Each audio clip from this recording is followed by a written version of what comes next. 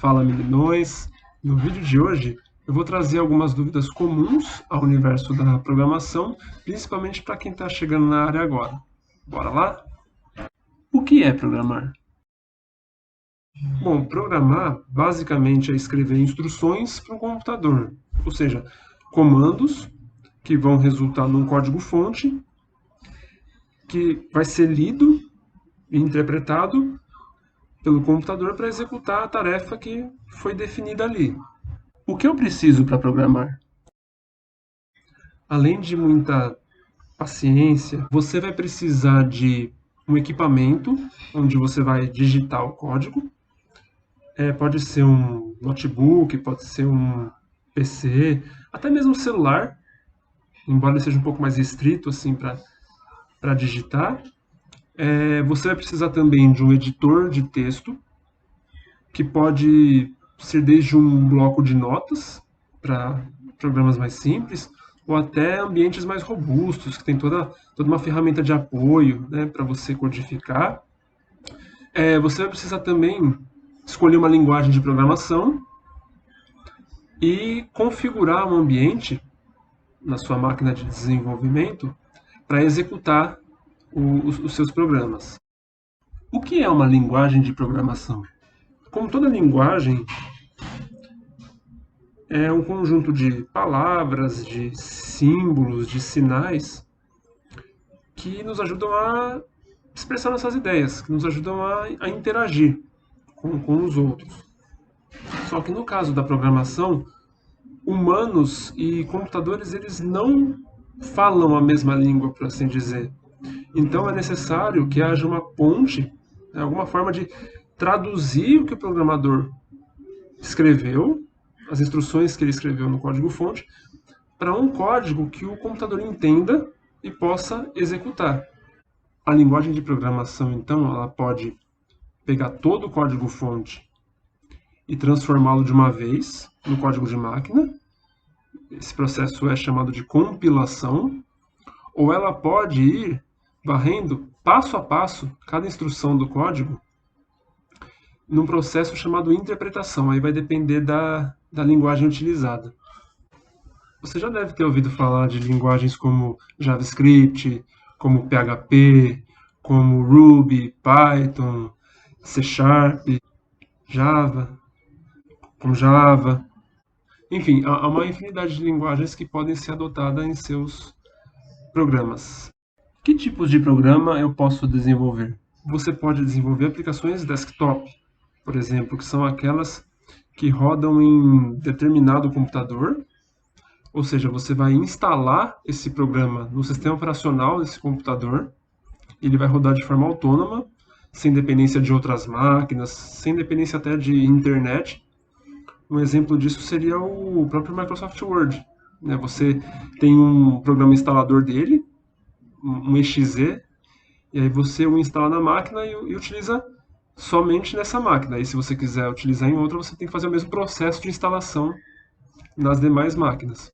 Uma outra possibilidade é você desenvolver aplicativos para celular, né, que seria o desenvolvimento mobile, não sei como é que pronuncia, que você vai desenvolver programas específicos para um sistema operacional, dessa vez de celular. Então você pode desenvolver aplicativos para Android, você pode desenvolver aplicativos para iOS, para Windows Phone, enfim. Você pode desenvolver também aplicações web, que vão ser instaladas não mais num computador local, mas sim num servidor, que é uma máquina que fica num data center, em qualquer lugar disponível na internet, para que outras máquinas, outros dispositivos, chamados nesse caso de clientes, façam requisições para esse servidor que contém o programa. E como esses clientes conseguem ler, conseguem executar esse programa? Por meio dos navegadores web, né? Como o Chrome, como o Firefox, o Edge. Vale lembrar que são exemplos comuns, mas as modalidades de desenvolvimento não se limitam só a essas. é possível desenvolver, por exemplo, scripts simples para resolver problemas do dia a dia. Por exemplo, tendo uma pasta no meu computador, eu quero renomear todos os arquivos de uma vez, seguindo um determinado padrão, né? Eu quero colocar a data de hoje no nome de cada arquivo. Então é possível fazer um script que vai pegar cada um dos arquivos e vai aplicar essa data. Então a programação ela pode resolver problemas do nosso cotidiano. Como posso aprender a programar?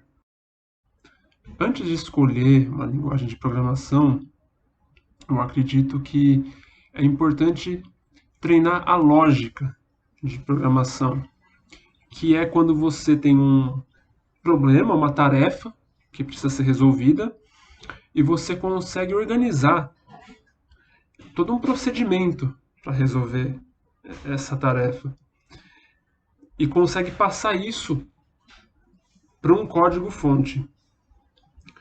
Um exemplo que eu poderia dar você tem a tarefa de calcular a idade de uma pessoa.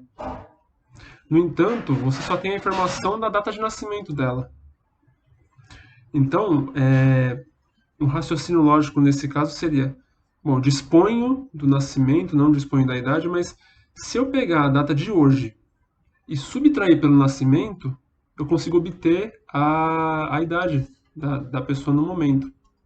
Uma forma bem concreta de treinar a lógica seria com algoritmos, que são o quê? São sequências de passos bem definidas para atingir o objetivo. Então, um exemplo seria algoritmo para trocar pneu de um carro, né?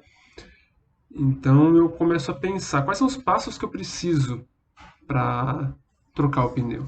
Aí você poderia pensar, bom, passo número 1, parar o carro num lugar seguro, no acostamento. Passo número 2, pegar o triângulo, colocar atrás do carro para sinalizar. Passo número 3, você pode pegar a chave de roda e você pode afrouxar os parafusos do pneu do carro ainda ali no chão. Passo número 4, você pode pegar o macaco e levar o carro. Enfim, são passos que te ajudam a pensar logicamente antes mesmo de escolher uma linguagem de programação. E vale a pena dizer também que não existe sequência única. Muitas pessoas podem fazer esse mesmo algoritmo da troca de pneu, colocar informações a mais, ser mais detalhistas ou esquecer algum passo. Então não existe um único meio de se chegar a esse objetivo. O próximo passo seria se aprofundar um pouco mais nas estruturas que podem ser utilizadas nos algoritmos e que são comuns às linguagens de programação, como, por exemplo, operadores aritméticos. Nos algoritmos você pode fazer soma, subtração, divisão, multiplicação. Você tem operadores relacionais, né? Você pode comparar duas coisas, se uma for igual a outra, ou diferente, ou maior, ou menor que. Você pode usar também operadores lógicos ou, e você pode ter também estruturas de decisão. Então, na execução do seu algoritmo, você pode ter, se essa condição for verdadeira, faça esse passo aqui. Se não, faça outro passo. Então, isso é uma possibilidade também, se você ter decisão no meio do seu algoritmo. E você pode ter também repetição de algum passo, né? Enquanto existir determinada condição, você vai repetindo os passos. Enfim, espero ter contribuído para te ajudar a entender um pouco mais sobre a programação e até os próximos vídeos.